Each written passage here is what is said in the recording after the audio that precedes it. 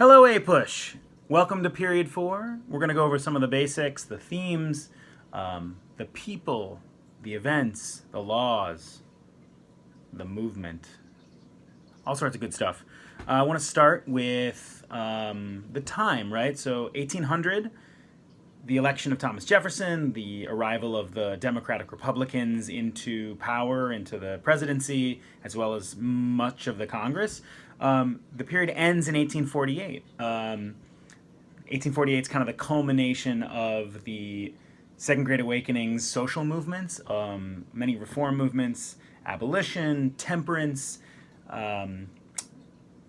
specifically women's rights. In this context, we're talking about 1848 is the Seneca Falls Convention in Seneca Falls, New York. So that is this time period, and so much of what we've seen before this has been very chronological in a lot of ways. Sort of everything feels like it's been this straight line through history.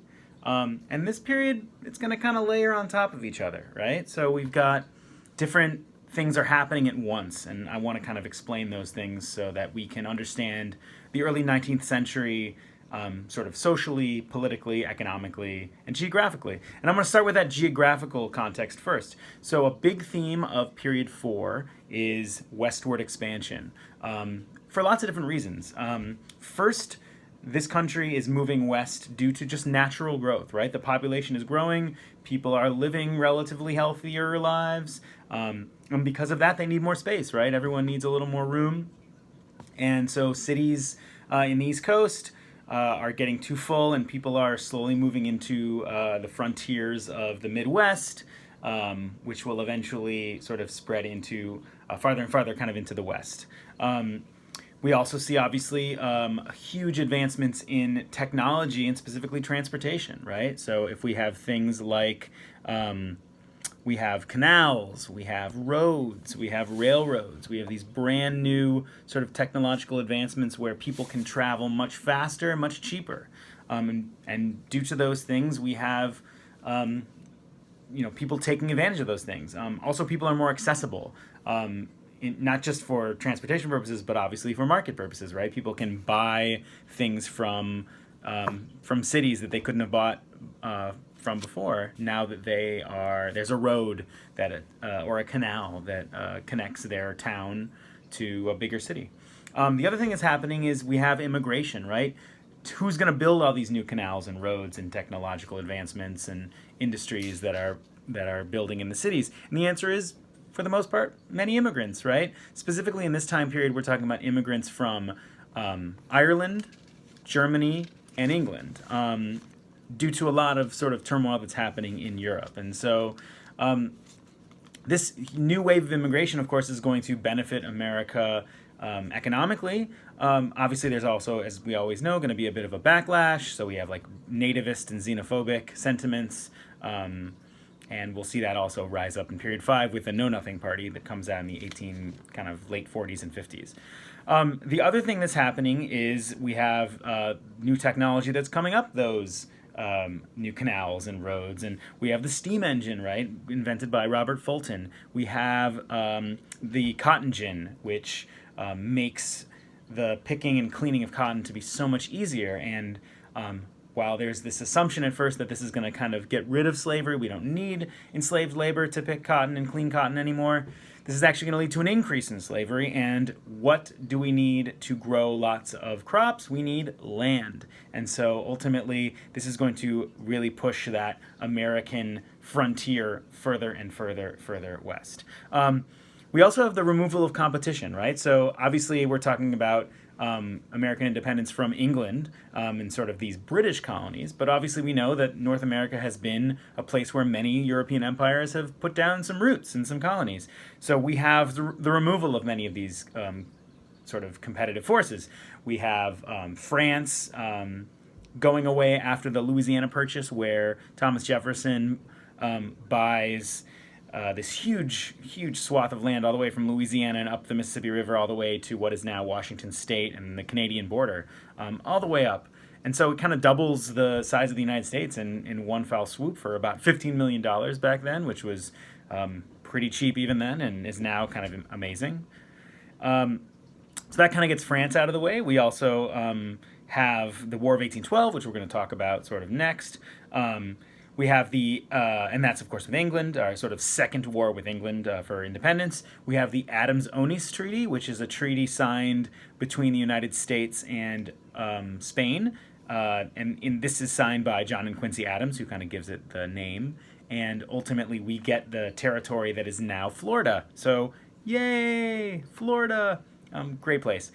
We, of course, have the Monroe Doctrine, which will be sort of spoken about by our fifth president, James Monroe, who kind of speaks in 1823 about this idea that the Americas, North, South, Central Americas are kind of our territory, or at least we are in charge of being able to influence and trade and control the seas around them. And so, of course, this isn't a law, it's not a particular treaty or anything, but it's a doctrine. And so we know presidential doctrines are really just sort of like statements of policy. They don't necessarily mean anything legally, but they make presidents feel good and make us feel good, I guess. And our American hegemony is strong with the Monroe Doctrine. And of course, finally, we have who lives in these Western territories that we are trying to take, the indigenous people who live there already. And so we have some specific native removal instances that we should know.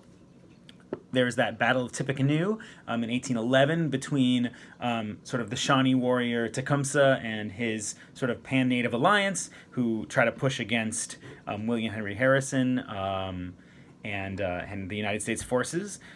We have the Seminole Wars, which are happening in that Florida territory, basically between the 1810s and all the way up to the 1840s and 50s.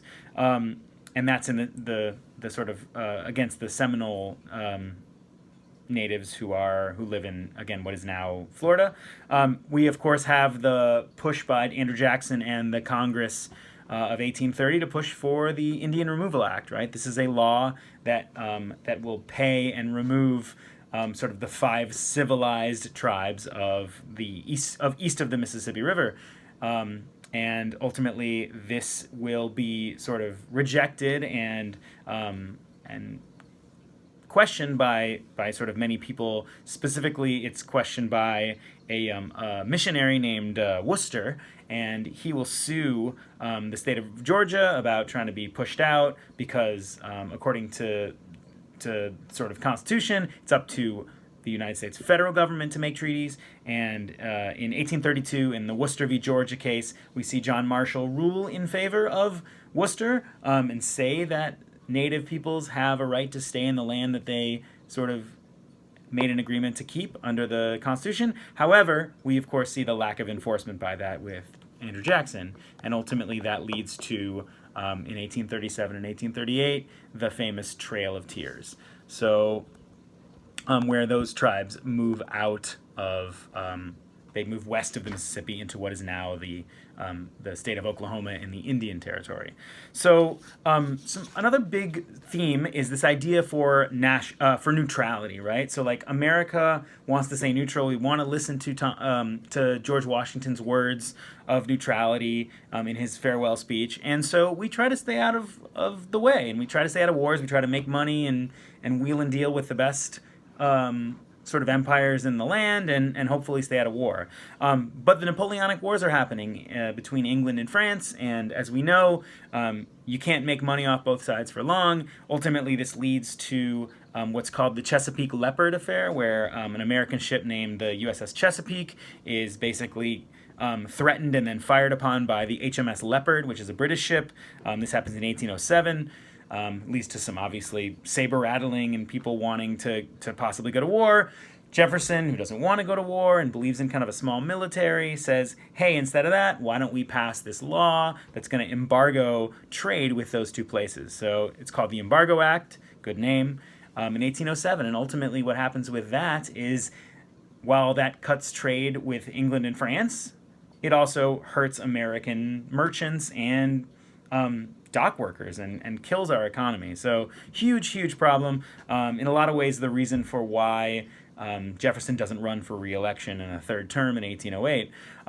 Also, we know another issue for staying out of neutrality is the issue of impressment, of basically, as we saw with the Chesapeake Leopard affair, we have British ships trying to stop and commandeer American sailors and say that they're British because they don't have papers, and make them fight in these Napoleonic wars against France. And so this idea of impressment is a huge reason for why eventually we have the War of 1812. So the War of 1812, this war, sort of second war for independence in a lot of ways, at least it's called.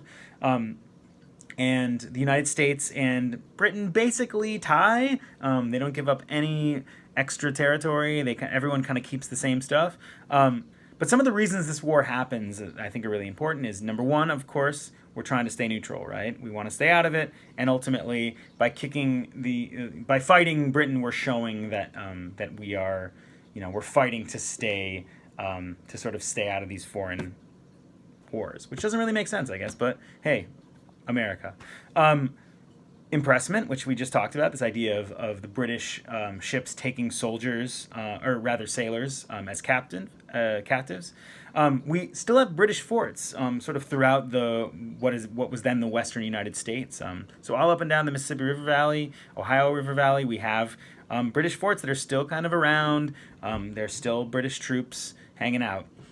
We, of course, have the support of many peoples, the indigenous peoples who live in those areas, by those British forts and troops. So those, specifically that Tecumseh Battle of Tippecanoe and other battles, and the Battle of Fallen Timbers, where you have these battles where native warriors are being supported by the British. They have British guns and British ammunition. And obviously that makes a lot of Americans pretty angry. And then obviously, the last thing is that we want that territory, right? As we talked about before, like westward expansion, native lands. This is a really good excuse to try to get into those lands and take them.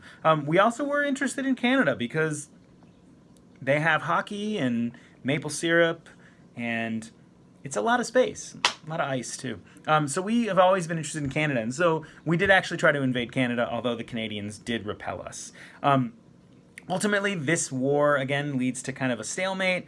We sign a treaty in a town in France called Ghent, and this treaty is signed in 1814, kind of December, but the news of this treaty does not really get back to the United States until January of 1815, and by then, a big battle has happened in New Orleans. The Battle of New Orleans happens in January of 1815, which is won decisively by the United States, and specifically under the leadership of Andrew Jackson. They really rout the British, and their sort of, kind of classic American ragtag story of a bunch of rando Americans, kind of fighting guerrilla war style to fight against the sort of formal, snooty British legion. And ultimately, the United States wins, is victorious in that battle, even though it technically wasn't necessary. However, this is a really good segue into this next theme, and that is the rise of American nationalism, right? So America, after this war, feels good. We feel like we won this war, we beat the British, even though technically, we didn't get a lot of new stuff, but we felt like we won, and that was important. So we have this rise of American culture, right? American identity. This formally starts to tie those states together. This United States had obviously been legitimate, even back to the Declaration of Independence, which mentions the United States. This is a moment where these states feel united, right? A common enemy is a really good way to sort of unite disparate forces and factions. We obviously also have this idea of building American economic nationalism, right? So we're going to try to build this American system that's going to focus on high tariffs so we can support American business, and it's going to support public works that will create new transportation and will help Americans get more opportunities to buy stuff and open up the markets and spread capitalism through these opportunities. And then, of course, this sort of sense of political nationalism, right? And this is important here because the War of 1812 kind of leads to the end of the Federalist faction, right? The Federalists were that early sort of dominant pro-central government, pro-big federal government faction who sort of George Washington, John Adams, kind of classic federal government, Alexander Hamilton, strong federal government is important.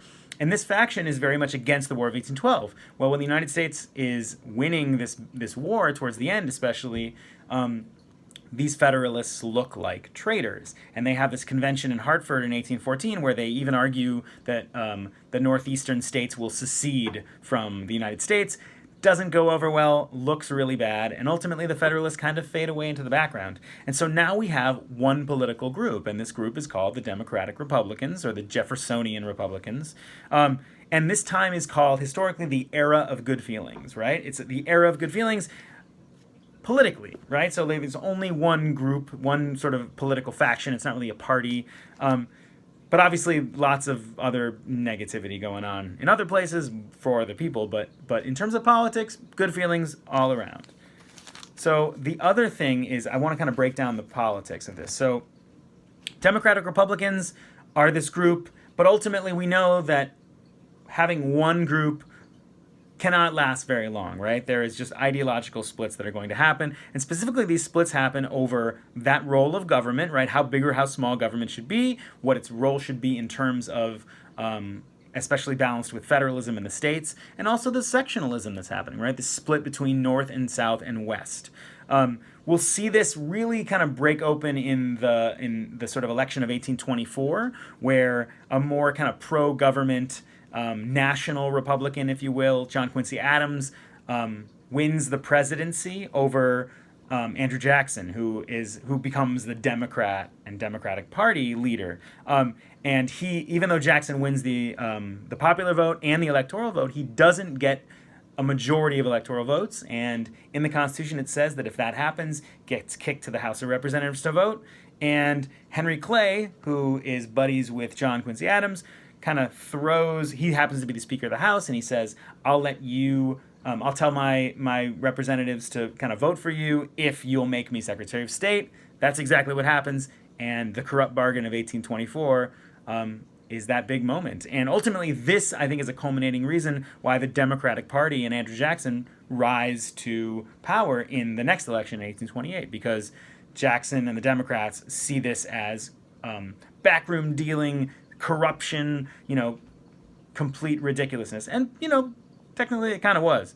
However, this time is also seen as this age of the common man. Now, when we say common man, we're talking about the common white man, because white men in this time now could start to be able to vote. States were passing new laws around voting. Specifically, they were getting rid of the prerequisite for owning land. So you didn't have to own land anymore. So you could be a poor white farmer, or a poor white dock worker, or a new immigrant from Ireland, and you could become a citizen after only like 2 years, I believe, in the country. So it was really easy for all white men to be able to vote because of these new laws. And then the party that kind of rises up against Jackson and the Democrats ends up being the Whigs, right? In 1832, we have Henry Clay, William Henry Harrison, John Quincy Adams is kind of a Whig to some extent.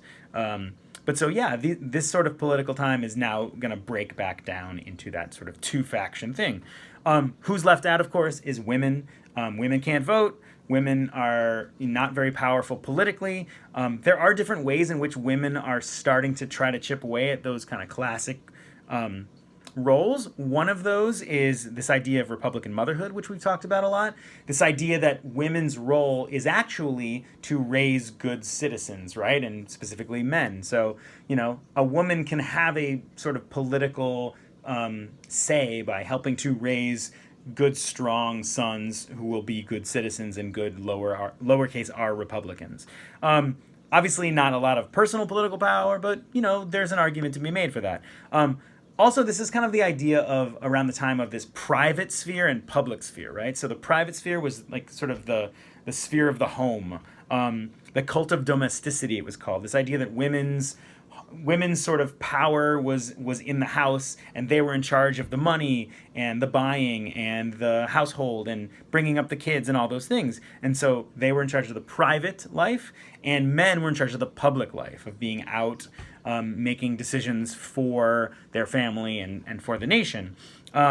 Ultimately, of course, this is going to be questioned and pushed against in the women's rights movement that comes out of the Second Great Awakening, which we're going to talk about.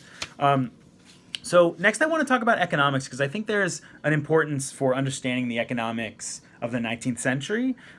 So in 1800, at the beginning of the 19th century, America is mostly farmers, right? Like 90 something percent agriculture, small subsistence farmers, people just growing what they can eat, maybe trading the extra they have. We, of course, also have bigger farms, plantations in the South and parts of the West. And those farmers are growing kind of cash crops, right? And they're growing things like tobacco and indigo and sugarcane and rice in Georgia and South Carolina. And of course, cotton, right? Cotton becomes a huge crop for us to start growing and selling.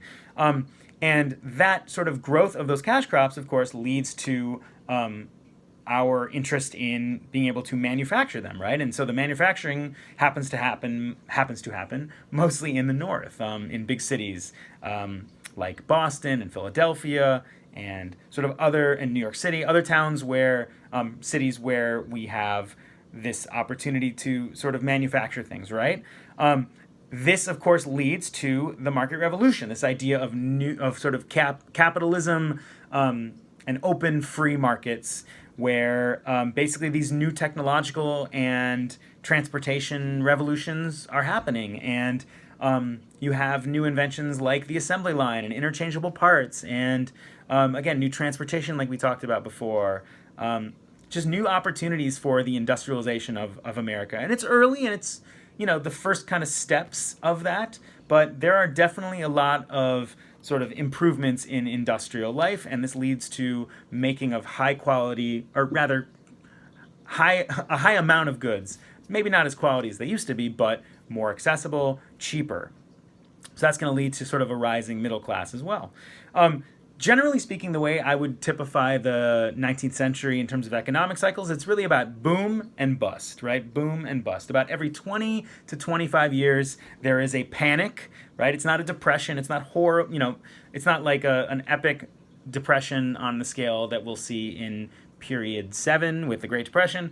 But ultimately, boom and bust cycles, this idea that we have this over speculation where there's this hope that we're going to buy cheap and sell high and make lots of money, and because of that we're asking banks and investors for more credit and going into more debt because we're going to buy that land and make a bunch of money and pay them back. And ultimately this overextension of speculation and credit leads to a lot of busts, right? There are panics in 1819, 1837, 1857, 1873, and 1893. So basically every 20 years there's a huge bust, and that bust usually lasts a couple years, maybe even more.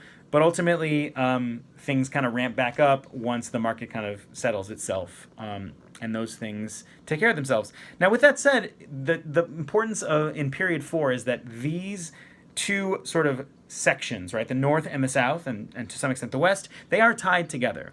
That northern industry cannot function without the South's resources, right? Specifically cotton, sugar, things that the North needs to manufacture these things. And so because of that, as much as we see the sort of difference between these two places, not just economically, but sort of culturally and socially, ultimately they kind of are intertwined. And because of that, we see the sort of question about slavery really come to the fore, because slavery benefits both the North and the South. It's really important to see that. While it is a morally disgusting, it is economically beneficial. And so there's a lot of mincing, a lot of compromise, a lot of ways to push off this huge question. So I want to talk about the sort of sectionalism of the country to finish off. So this idea of different parts of the country, right? We have the North, and we have the South, and we have the West. They are fighting about a lot of different things, specifically, again, the shape of the economy, the Second National Bank and the American system, the tariffs that sort of lead to this idea of sort of nullification with the nullification crisis, arguing that this tariff of abominations in 1828 was literally unconstitutional, and because the South felt it targeted them. We have the Missouri Compromise of 1820, where this question about slave states versus free states and keeping the balance is kind of compromised away for another day. So these are issues that we're going to see a lot of in period 4. I also want to focus on slavery in the South, right? So the South is made up of kind of the aristocratic plantation class. It's a very small, maybe like, 8 to 10% of the people who live in the South kind of have these big plantations. And most Southerners do not own slaves. I think that's really important to know. Most do not own slaves. However, they are okay and they supported slavery, that slavery was beneficial for other reasons, right? Economically, it helped the South grow and do well. White supremacy and the idea of social systems, if you are poor and white, it is better than being, African American in this time, or enslaved for sure. So this idea that white supremacy legitimizes slavery, that leads to this real deep sense of sort of, in a lot of ways, paranoia, I think, in the South. So there's also this strong sense of honor and also of violence in the South, right? Sort of famously, like rich Southerners would sort of challenge each other duels. We also just have a lot of brawls happening, tons of violence on the floor of buildings in not only state houses, but of course in Congress. We'll see in period 5, where Charles Sumner gets beaten by Preston Brooks on the floor of the Senate. Violence is a big piece of that. But also we see, because of those feelings about slavery, we see this legitimization and framing of slavery as a positive good, that slavery is better than the horrible factory work and wage slavery that they have in the North. And so there's these arguments that slavery is actually good, it's paternalistic, it treats the slaves well, it's ridiculous. But it's this argument that the South starts to make for itself. And the religious arguments that used to be arguing against slavery start to turn in some religious sort of communities, where you see this saying, oh no, actually slavery is good and it's good for the slaves, etc. With that said, there is tons of slave resistance because it's not good for the people who are enslaved. We see resistance like breaking tools, like sleeping in late, like sort of small things, right? Like throwing things away by mistake. Small resistance. We, of course, also see rebellions. Nat Turner's rebellion in 1831, sort of where this successful rebellion against this, or at least for about, a little while, a couple nights, where white plantation owners and their families are murdered by sort of escaped slaves. And ultimately, this leads to the putting down of these rebellions and, of course, stricter slave codes. So there is a fallout to these rebellions. However, that resistance becomes even stronger. And in the North, we have the sort of rise of the abolitionist movement. Now, that comes out of a big change in the Second Great Awakening. And so, to give you some context, the North, of course, is the center of manufacturing. There is urbanization, immigration, new technology, right? And all these things, and this focus on consumerism and capitalism and money and markets and all these things, there is a backlash that all of this focus on money is forgetting this sort of classic sense of godliness. And so you see the rise of religious reform with the Second Great Awakening. And this is happening between the 1820s and 30s and strongly in the 40s. And we see social movements, right? The rise of the temperance movement against alcohol, of the abolition movement against slavery, of the prison reform movement, the education movement, all right, utopian societies. We, of course, then see the most sort of the biggest one at the time, besides abolition, is, of course, women's rights. And we see the end of the period in Seneca Falls, with the Seneca Falls Convention arguing for women's rights and the Declaration of Sentiments that is written by Elizabeth Cady Stanton and Susan B. Anthony.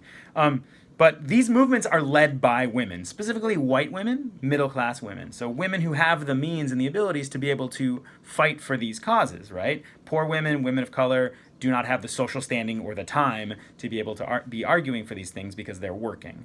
But ultimately, this movement is hugely important, right? It is a response to the sort of opening of these sort of the focus on consumerism and capitalism. The last thing I want you to know, of course, is the idea of that strong federal government. And we see that that strong federal government is legitimized over and over again in Supreme Court decisions by a Federalist, an old Federalist who's been in the government even since the Federalist Party has basically, or they basically disappeared about 15 years earlier. And that's John Marshall. John Marshall is the Chief Justice of the Supreme Court until the mid-1830s, and he rules on a couple hugely important cases. So we have Marbury v. Madison, right, which legitimizes judicial review. It says that it's actually the Supreme Court's job to rule whether executive or legislative decisions are, in fact, constitutional. Huge, huge case to know. McCulloch v. Maryland, which in 1804 legitimizes that second U.S. bank. It says that it is constitutional to have this bank that is chartered by the United States government. And then Gibbons v. Ogden, this case that basically says that only the federal government can regulate interstate commerce, right? So trade between two states can only be regulated by the federal government, not by states themselves. And so these are all legitimizing the power of the federal government. It makes sense that a federalist, John Marshall, is making these decisions. So we've come to the end. I hope that helps. Please let me know if you have any questions. You can comment below. You can follow. I've got period 5 coming probably within the next day or two. Please let me know if you have any questions. Email me or hit me up and remind. All right. Have a great day.